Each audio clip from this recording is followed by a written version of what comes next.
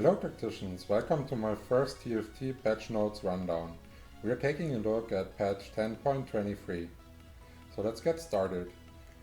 Fortunes, I added a 10, 11 and 12 lost streak as new rewards. So I consider this a definite buff, but honestly, if you're that far behind, that buff better be huge, otherwise you will never get to be a comeback here.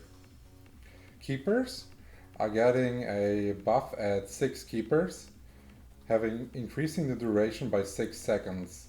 Even though the shield is lower, this is overall definitely going to be a buff here. On Cultist, I'm not sure yet if it's a buff or not. So the starting mana of the Galio will be increased, but on 6 and 9 Cultists, the base HP and the base AD will be decreased. The good thing is, the Galio now when he spawns is immune to CC for 8 seconds, which basically makes it a lot harder for sharpshooters, for example, to stun lock him.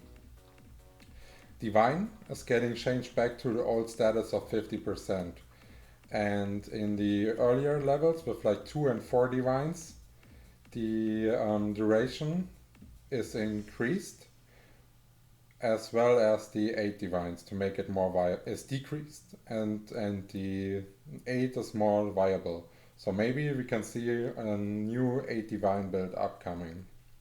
Hunters are getting nerfed all along at 2, 3, 4 and 5.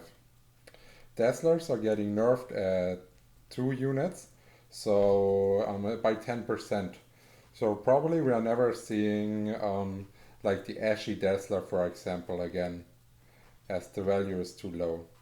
Set is getting an increase in the AD steals in his earlier 1 and 2 stars, as well as increased spell damage. Akali's attack speed is increased just a little, but this might make up for the mana lock they gave her in the last patch, so let's see if she's getting a comeback or not. Callista is increased slightly at 33 star. I don't think this is going to be an impact on the game. Katarina is getting a buff as her 1-star unit, but the damage increase is probably not helping her, because if you have a Katarina 1-star, it's usually the problem that she dies before she gets to ult. So she needs more HP or like something like this, so she's actually benefiting from the buff here. Lilia gets buffed all along. She has increased starting mana and her total mana is decreased. Lee Sin, now at 3-star, pretty unusual, but still, he immediately kicks the enemy off the board, so there's no boundaries more for him. Kayn, spell targeting improved again. Well, last time they did it, they said they improved the targeting and he got worse, so let's see how it's turning out this time. Aphelios got a lot of changes here, so I'm not sure yet if it's a buff or a nerf. His starting mana and his total mana went down to 40 and 80 from 90 and 180. But now turrets no longer trigger the mana gain and on-hit effects like Rage Blade and Shiv. The only thing they still trigger is Shojin. So basically Shojin is the new key item must-have on Aphelios if you want them to get to work here. Canon is also getting adjusted. His armor and magic resistance is getting increased, while his spell damage on 3-star is getting decreased. So overall, I'm not sure yet how this turns out in the ninja comp where you're trying to get Canon 3-star, but usually as a 2-star unit he is definitely stronger now. Ahri is getting increased buff in damages in 1 and 2-star, since she fell off with the latest nerfs and was basically never played in higher elo.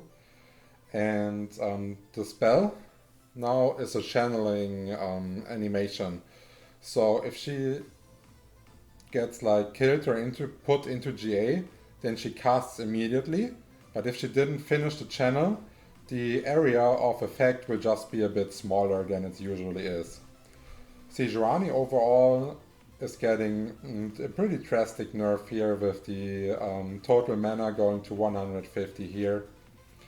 So the Sejuani nerf and the Ahri adjustment will either probably nullify each other, so I'm not expecting to see a lot of Ahri here, unless the interruption can be abused. Ashe is getting an overall nerf in HP and armor, making her less tanky and even more unreliable at 1 stars here.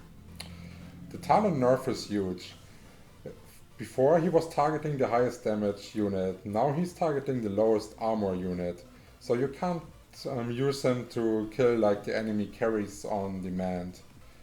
And even afterwards, the leap time that is currently pretty short, and he even allows him like to leap while he is stat or in GA, is increased. So let's see how this turns out.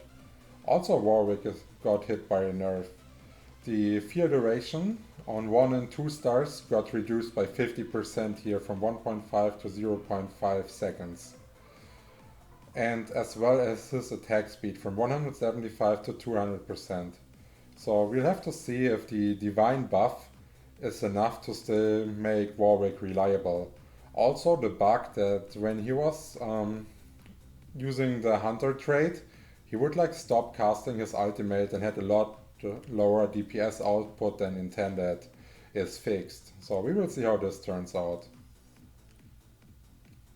Well, thanks a lot for watching. The spreadsheet link below will always have the latest patch notes overview and linked every information you need to know about the new patch.